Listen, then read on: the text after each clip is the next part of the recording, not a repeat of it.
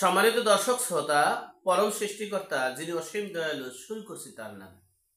আজকের বিষয় হচ্ছে এই যে বিশ্ববাসী, জাতিসংঘ সহ পশ্চিমা রাষ্ট্রগুলো, সকল রাষ্ট্রের গণমাধ্যম সহ প্রধানমন্ত্রীরা এই বাংলাদেশের ধানমন্ডির ৩২ সহ যে অগ্নিকাণ্ড এবং ধ্বংসাত্মক কার্যক্রম করেছে, এই ৫ই ফেব্রুয়ারি বিশ্বের সকল পত্রিকায় স্থান পেয়েছে। সে বিষয়ে সংক্ষেপে আলোচনা করছে। দেখেন, জুন জুলাই আন্দোলনে পালিয়ে গিয়েছে শেখ হাসিনা। সেই শেখ হাসিনা চলে যাওয়ার পর বাংলাদেশে কোনো সরকার ছিল না। ৫, ৬, ৭ তখন যদি ৩২ না, শুধু এই ৫ তারিখে যা হয়েছে তার চেয়ে যদি ১০০ গুণ অকারেন্স হতো, তাহলেও আমাদের এই দুর্ভোগ পোহাতে হতো না।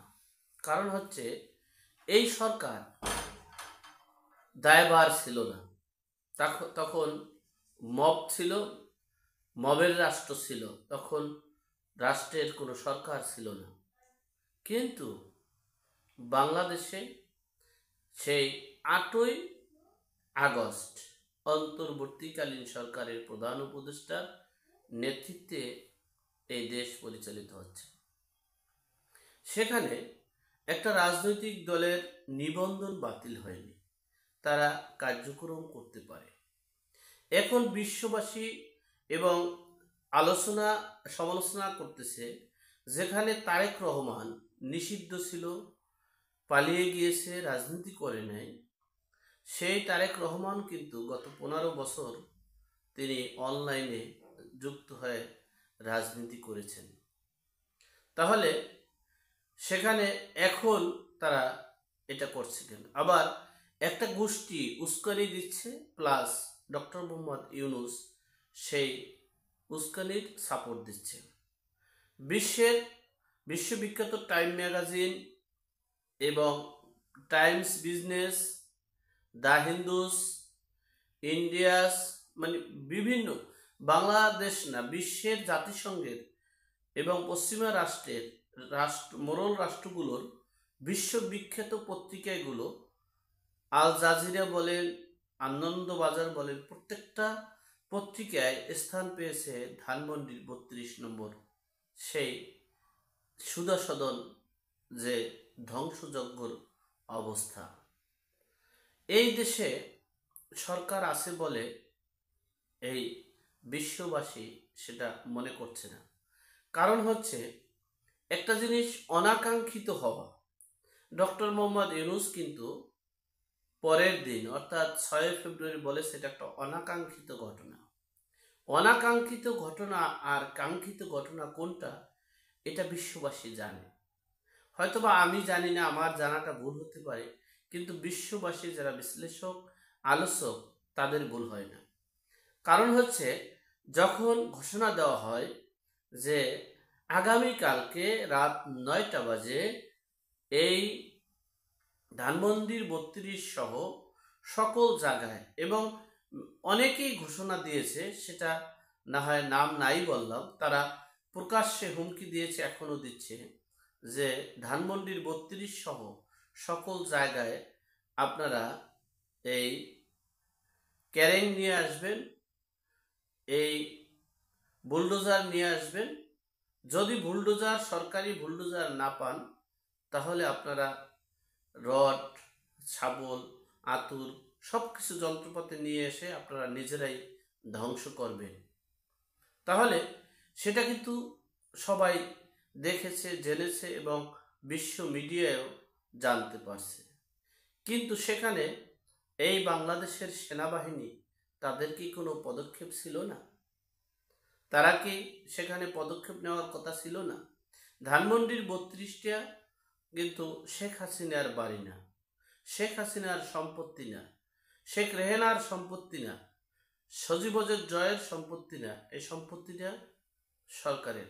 এটা একটা মিউজিয়াম, এটা স্মৃতি জাদুঘর।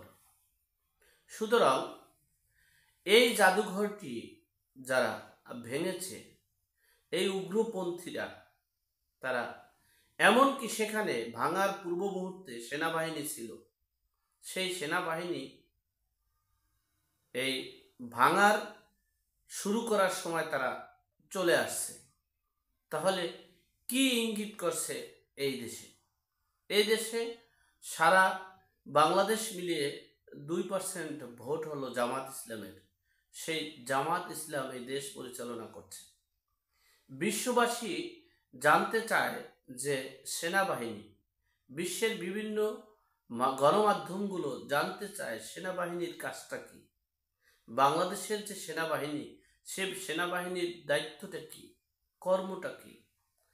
এই আমাদের অপকর্মের কারণে, আমাদের কুয়ের কারণে বিশ্ব বিখ্যাত পত্রিকা সহ বিশ্লেষক যারা এবং যারা আলোচক গবেষণা করে, রিসার্চ করে, রাজনীতির গবেষণা করে, তারা কিন্তু রিসার্চ করেছে যে বাংলাদেশের সেনাবাহিনী কুতে বিশ্ববিখ্যাত হয়ে গেছেন। সেই সেনাবাহিনী আমাদেরই আত্মীয় স্বজন, পাড়া প্রতিবেশী, হয়তোবা সেখানে আমার ভাইও চাকরি করে, আমার একটা ভাই পুলিশেও করে। তাই বলে আমি যে সত্য ঘটনা বা আমি যেটা মানুষ আলোচনা সমালোচনা করছে এটা বলতে পারবো না, তাই না। সেনাবাহিনী আজকে দেশটাকে রক্ষা করতে পারছে না। যেই সেনাবাহিনী বলেছিল যে শেখ হাসিনা চলে গেছে, এই দেশের সকলের, দেশের জনগণের দায় দায়িত্ব আমি নিলাম, তাহলে সেই দায় দায়িত্ব সেনাবাহিনী নিয়ে তারা কি করছে? দেশটা কোথায় নিয়ে দাঁড় করেছে? যেখানে পূর্ব ঘোষণা দিয়ে এই দেশে বিশ্ববিদ্যালয় ভেঙে চুরমার করেছে, লুটপাট করেছে, এই দেশে 6 মাস পর, অর্ধ বছর 6 মাস পর আবার সেই উগ্রবাদিত্বের কর্মকাণ্ড আমরা দেখছি। আমরা দেশকে, দেশের সম্পদকে রক্ষা করতে পারছি না।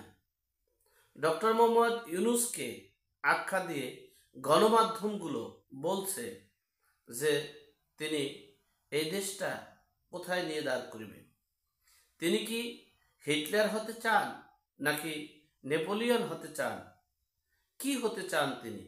নাকি এই সাদ্দাম হতে চান, না বুশ হতে চান? সেটাই এখন বিশ্ববাসী সহ বাংলাদেশের জনগণ জানতে চায়। বিশ্বের বিভিন্ন গণমাধ্যমগুলো বলল, বিশ্লেষণ করলো, বিশ্লেষকরা বলছে যেখানে সেনাবাহিনীর উপস্থিতিতে একটা বিল্ডিং, তাও আবার সরকারি বুলডোজার, এই ক্যারেং দিয়ে, সরকারি ক্যারেং দিয়ে ভেঙে চুরমার করে দিয়েছে। যেখানে সুধা সাধন ভেঙে চুরমার করে দিয়েছে। এখন বাংলাদেশের অনেকেই জানে, শুনতে পারছে টুঙ্গিপাড়ার বঙ্গবন্ধুর মাজার নাকি ভেঙে চুরমার করে দিবে, টুঙ্গিপাড়ার যত বাড়িঘর আছে সব কিছু ভেঙে চুরমার করে দিয়ে নতুন করে স্বাধীন করবে নাকি। তাহলে সেনাবাহিনী কি এটাও ভাঙার জন্য সহযোগিতা করবে নাকি রক্ষা করবে? বিশ্ববাসী সেটাই দেখতে চায়। এখন বিশ্বের বিখ্যাত এবং বিশ্ব মোড়ল রাষ্ট্রগুলো এখন বাংলাদেশের অন্য কাউকে নিয়ে পর্যালোচনা করছে না, একমাত্র সেনাবাহিনী প্লাস ডক্টর মোহাম্মদ ইউনূসকে নিয়েই পর্যালোচনা করছে। যাই হোক, আমরা কিন্তু চেয়েছিলাম না এই প্রতিশোধ পরায়ণ, দেশের রাষ্ট্রীয় সম্পদ নষ্ট, দেশের সম্পদ নষ্ট করা, আপনি যাই বলেন না কেন, এটা তো দেশের সম্পদ নষ্ট হচ্ছে, দেশটা দুর্ভিক্ষের দিকে ধাবিত হচ্ছে। আমরা সেটা না করে যদি প্রত্যক্ষ যারা অপরাধের সাথে সম্পৃক্ত তাদের বিচারের আওতায় আনতাম, আমরা যদি আওয়ামী লীগ চলে গেলে বিএনপি, বিএনপি চলে গেলে আওয়ামী লীগ, সেই সিদ্ধান্ত থেকে বেরিয়ে আসে যদি একটা ছাত্র জনতার পার্টি করতে পারতাম, সেটা ভালো হতো। কিন্তু আমাদের যে অপকর্মগুলো আমরা করেছি, এজন্য আমাদের অস্তিত্ব শূন্য। আমরা এখন এই ছাত্র জনতা এখন দেশের ঘৃণিত পাত্র, ঘৃণার পাত্র হয়ে গেছেন। যাই হোক, সর্বোপরি কথা আমরা বলতে চাচ্ছি, আমাদের ব্যক্তিগত ওপিনিয়ন হচ্ছে, সেনাবাহিনীকে বলবো, এই দেশে বহুত কু হয়েছে, বহুত অকারেন্স হয়েছে, বহুত কিছু হয়েছে, আর আমরা এগুলো দেখতে চাই না। আমরা শান্তিপ্রিয় মানুষ হিসেবে বাঁচতে চাই। সেনাবাহিনীর কাছ থেকে আমরা শান্তি চাই।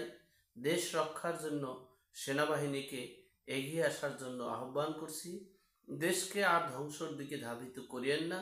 দেশটাকে, জাতিকে আর নিকৃষ্ট জাতি হিসেবে আখ্যায়িত করিয়েন না। যাই হোক, আর সমন্বয়কারী বৈষম্য বিরোধী ছাত্রসহ ডক্টর মোহাম্মদ ইউনূসকে বলবো, আপনারা আপনাদের টার্গেট কিন্তু ভুল পথে চলে গেছে। আপনাদের যে স্বপ্ন ছিল, আপনাদের যে কাঙ্ক্ষিত লক্ষ্য ছিল, সেগুলো সফল হওয়ার সম্ভাবনা ছিল। এখন বিশ্ববাসীরা এবং জাতিসংঘ সহ কে আপনাদের কতটুকু সহযোগিতা করবে জানি না।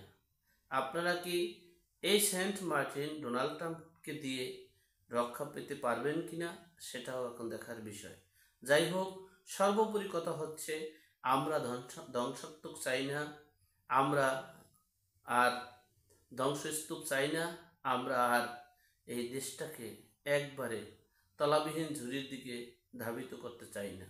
আমরা সকলে মিলে সকল অপকর্মের বিরুদ্ধে রুখে দাঁড়িয়ে দেশকে, সমাজকে রক্ষা করব। সেনাবাহিনীর কাছে আমাদের দাবি থাকবে, আমরা ক্ষমতার লোভের জন্য দেশটাকে শেষ করতে দিয়েন না। আল্লাহ আমাদের সকলকে সঠিক জ্ঞান দান করার তৌফিক দান করুক। আল্লাহ আমাদেরকে হেফাজত করুক। আমিন। আসসালামু আলাইকুম।